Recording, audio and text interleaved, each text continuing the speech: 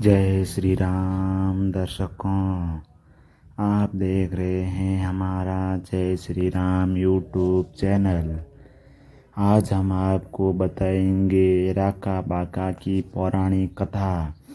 श्री राका बाका जी का जन्म पंढरपुर में हुआ था। उनके पिता का नाम लक्ष्मी दत्त था। वह एक ऋग्वेदी ब्राह्मण थे और संतों की सेवा करते थे। एक दिन साक्षात नारायण संत रूप उनके घर आए और उन्हें आशीर्वाद दिया कि तुम्हारे यहाँ भगवान के परम भक्त का जन्म होगा। और कुछ ही समय बाद उनकी पत्नी रूपा देवी ने एक पुत्र को जन्म दिया। वह पुत्र महाभागवत राका जी थे। पंढरपुर में ही एक दिन वैशाख कृष्ण शक्ति बुधवार को कल्क लगन में श्री हरिदेवी ब्राह्मण के घर एक कन्या का जन्म हुआ। उस कन्या की शादी समय पर राका जी से हो गई। राका जी की पत्नी का नाम मती था। उनका वैराग्य इतना था कि उन्हें बाका कहा गया। राका जी का नाम भी राका था क्योंकि वे बहुत ही गरीब थे।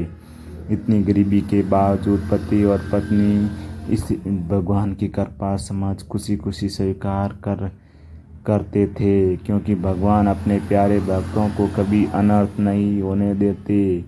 उन्हें पूरा विश्वास था। राका जी दोनों जंगल में रोज सूखी लकड़ियों को चुनकर लाते और उन्हें बेचकर जो कुछ पैसा मिलता उन्हीं पैसों से अपने जीवन निर्वाह करते थे। उनके मन में कभी भी सुख भोगने की तनिक भी इच्छा नहीं थी। वे भगवान के भक्ति करते थे और प्रभु के प्रसाद से अपने जीवन को चलाने में संतुष्ट रहते थे। उनके जैसे भक्त को दरिद्रता की कठिनाई का सामना करना पड़ रहा था। ये सब नामदेव नहीं देख रहे थे। एक दिन वह देखकर नामदेव जी ने विचार किया, राका और बाका जी कभी भी किसी धन लेते नहीं हैं। तब नामदेव जी ने भगवान श्री पांडुरंग से राका बाका के जीवन के दरिद्रता को दूर करने के लिए प्रार्थना की। भगवान ने कहा, नामा राका मेरा परम भक्त है, उसे मेरी भक्ति सिवा और कुछ नहीं चाहिए। वे धन वैभव देना भी चाहों तो वे लेना नहीं चाहेंगे।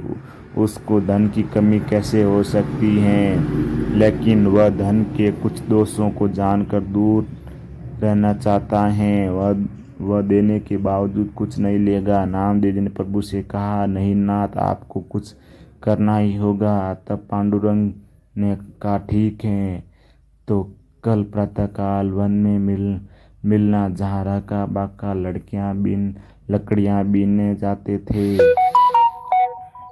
तुम मुझे वहीं मिलना। नामदेव जी ने कहा, ठीक है प्रभु। दूसरे दिन नामदेव जी के साथ मिलकर भगवान ने सोने की मोहर से भरी हुई थैली को जंगल के मार्ग में रख दिया। कुछ मोहरें बाहर गिरा दी और फिर वह अपने भक्त का चरित्र देखने के लिए छिप गए। राका बाका जी नित्य की तरह भगवान के नाम का कीर्तन करते हुए मार्ग पर बढ़ रहे थे और उनकी पत्नी उनके पीछे थी। मार्ग पर जब उन्हें मोहरों से भरी थैली को देखा तो पहले वे आगे बढ़ने लगे, लेकिन फिर सोचकर वह वहीं ठहर गए और हाथ में धूल लेकर थैली तथा मोहर को ढकने लगे। उनके मन में विचार आया, स्त्री का सोने में लगा होता है, कहीं उनकी पत्नी इन मोहरों को देखकर मोहित न हो जाए। राका जी की पत्नी ने पूछा, नाथ आप क्या ढक रहे हैं? तो तब राका बोले, मैंने सोचा कि तुम पीछे आ रही हो, कहीं सोना देखकर तुम्हारे मन में लोभ न आ जाए, इसलिए इसे धूल से ढक देता हूँ, धन का लोभ मन में आया न जाए, फिर भगवान का भजन नहीं होता है। पत्नी ने यह सुनकर हंसकर स्वामी सोना भी तो मिट्टी ही है, आप धूल से क्यों ढक रहे हो? बाका जी की बात सुनकर राका जी उठकर खड़े हुए। वे खुश होकर बोले, बहुत अच्छा, तुम्हारा यह वैराग्य वास्तव में बहुत सर्वश्रेष्ठ है। मेरे मन में सोने और मिट्टी के बीच अंतर है, पर तुम्हारे किए तो ये दोनों की मिट्टी ही हैं। तुम्हारी भक्ति की स्तुति तो ऊंची है। इस पर नामदेव जी ने भगवान से कहा, प्रभु जिस पर आपकी कृपा होती है वही उसे महत्वपूर्ण होता है। उसको तो आपके सिवा त्रिभुवन का राज्य भी नहीं पसंद है। जिसको अमृत का स्वाद मिल गया वह भला सड़े गुड़ की ओर क्यों देखेगा। ये जोड़ा बहुत धन्य है। भगवान श्री नामदेव जी से बोले, देखो हमारी बात सच हुई। ये दोनों धन के प्रति उत्साहित नहीं हैं।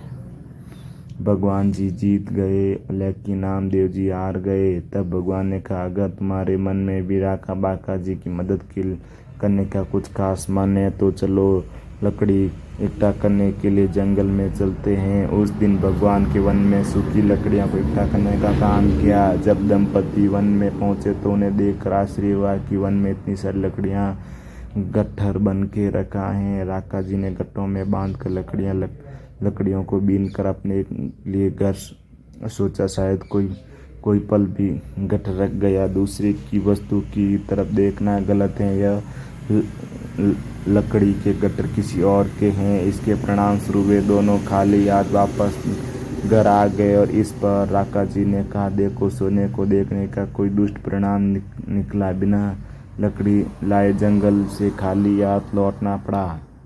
आज हमें उपवास करना होगा, जैसी भगवान की इच्छा।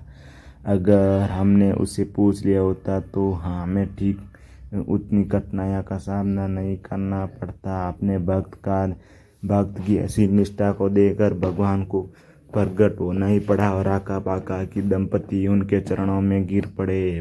भगवान ने राका जी से कुछ मांगने के लिए कहा। तब वे हाथ जोड़कर प्रार्थना करने लगे कि हे प्रभु, कुछ और नहीं चाहते सिवाय भगवान की कृपा के। इस पर राका जी नामदेव जी ने हाथ जोड़कर कहा, ठीक है, अगर और कुछ नहीं तो कृपा के अलावा आप भगवान का एक प्रसादी वस्त्र शरीर पर पहन ले। यद्यपि राका बाका जी को लगा कि वस्त्र से उनके सिर पर एक भार पड़ गया, लेकिन उन्होंने भक्ति और भाव के सामान्य वस्त्र स्वीकार किया और जीवन भर सच्ची निष्ठा के साथ श्री राका जी बाका जी भगवान की भक्ति में लगे रहे। अंत में वे भगवान के परम धाम को प्राप्त हुए।